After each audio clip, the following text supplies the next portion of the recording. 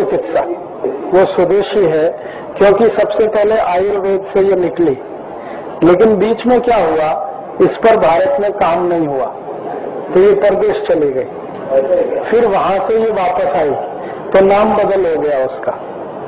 औषधि सभी आयुर्वेद की है, इसमें जितनी भी औषध है सब आयुर्वेद की है। यूनानी बिल्कुल अलग चिकित्सा पद्धति है। वो यूनान माने यूरोप के देशों से निकली है, उसका कुछ कुछ मेल जोल जो है ना आयुर्वेद से है, पूरा नहीं है। जैसे हम वात पित्त कफ की बात करते हैं, उनके यहाँ सोरा सिफिलिस इस तरह के हैं, तो उनकी थोड़ी अलग है पद्धति। होम्योपैथी आयुर्वेदी है, आयुर्वेद का ही एक हिस्सा है, जर्मनी से आया।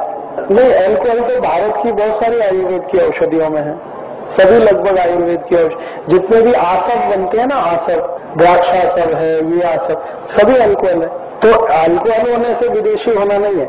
इसमें हुआ ये कि पहले ये भारत में निकली 3-3,500 साल पहले, थोड़ा इसका काम हुआ, प्रचार भी हुआ, फिर बीच में क्या हुआ कि हमारे लोगों ने उस पर ध्यान कम दिया, इसलिए कि शायद इसकी ज्यादा जरूरत नहीं पड़े, तो धीरे धीरे जिस पर ध्यान कम देना खत्म होने लगता है। तो 100-200 साल ध्यान नहीं दिया तो खत्म सा हो गया।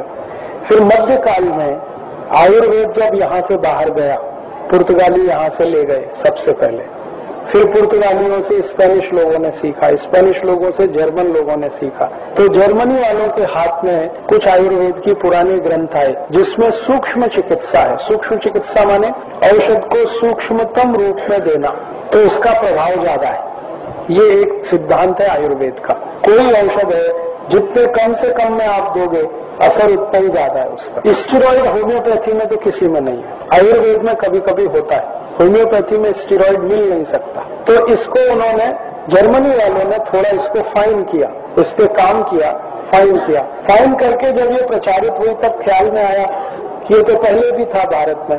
उन्होंने फिर क्या किया, औषधियों के नाम सब जर्मन के हिसाब से रख दिया, जर्मन, फ्रेंच और उन भाषाओं से।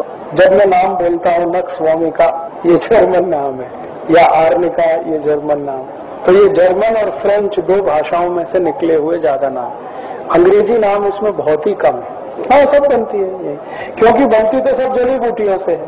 जैसे नीम है, नीम में से कई औषधि निकलती है, तुलस में से कई औषधि बनती है, आल में से कई औषधि बनती है, चूने की न्यूड़ी है, उसमें से एक औषधि बनती है कैलकेरिया फॉस, जो मैं बहुत लोगों को बताता रहता हूँ। तो ये सब औषधि ऐसे ही बनती है आयुर्वेद में से, मूल अर्थ होता है उसी में से ये सब बनते हैं। इनके बनाने की विधि ऐसी है कि जैसे मान लो मुझे ये बनाना है कैलकेरिया फॉस, तो कैलकेरिया फॉस ये जर्मन नाम है, हिंदी नाम इसका चूना है, मराठी नाम चूना है, और जर्मन नाम इसका कैलकेरिया फॉस है।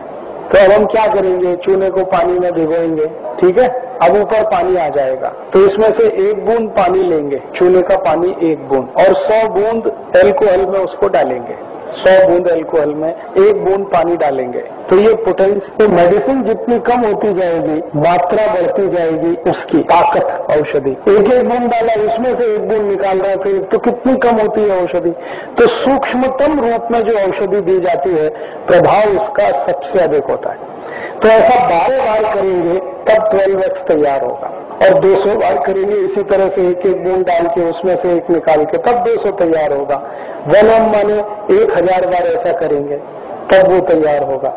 तो आप सोचो कि सबसे अंतिम पोटेंसी होती है सीएम, वो लाखों बूंद में से 1 निकलती है, लेकिन काम इतना तेज करती है कि कोई कल्पना नहीं कर सकता। मेरा एक्सीडेंट हुआ था करीब 1-1.5 साल हो गया या 2 साल हो गया।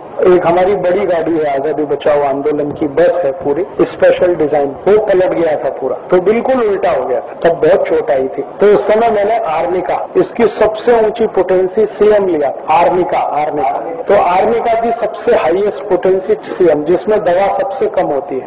और स्थिति ये थी कि मैंने जिस समय दवा लिया उसके 3 घंटे के बाद मैं मेरे काम पे लग गया, और डॉक्टर ने कहा था कि आपको तो 2-2.5 महीने बेड रेस्ट करना ही पड़ेगा, क्योंकि इंजरी है, लिगामेंट इंजरी है, अंदर की इंजरी है, ये ठीक होने में। मैंने कहा तुम डॉक्टर तुम्हारी रखो, मुझे बस इतना बता दो कि कहाँ इंजरी है। तो हमारा दोस्त ही है वो डॉक्टर ऑर्थोपेडिक सर्जन, उसने कहा इतनी इतनी है। तो मैंने कैलकुलेशन कर लिया, सीएम पोटेंसी का 1 डोज लिया बस। 3 घंटे के बाद में व्याख्यान दे रहा था और लोग हैरान हो गए कि इनको तो कल एक्सीडेंट हुआ था, इनको तो बिस्तर पर होना चाहिए, और मैं व्याख्यान दे रहा था। तो इतनी ताकत है होम्योपैथी की दवाओं में। एलोपैथी वाले कम से कम 2.5 महीने बेड रेस्ट कराते हैं और प्लास्टर बांध देते हैं और वो सब कर देते हैं। मैंने प्लास्टर नहीं बांधने दिया, क्रैक है फिर भी ठीक करता है, बस इतना ही है कि उसको पट्टी बांध के बराबर कर लेना, प्लास्टर चढ़ाने की जरूरत नहीं है, वो हड्डी को दवा जोड़ देती है।